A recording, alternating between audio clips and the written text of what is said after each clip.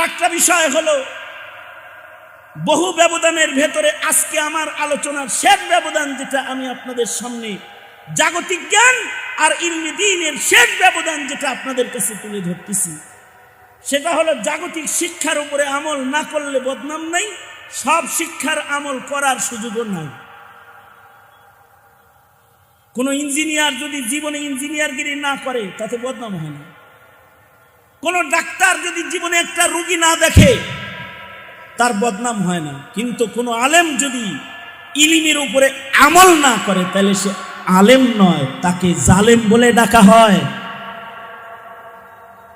এটা একমাত্র ইলম যে ইলমটা শিখাই হয় আমল করার জন্য।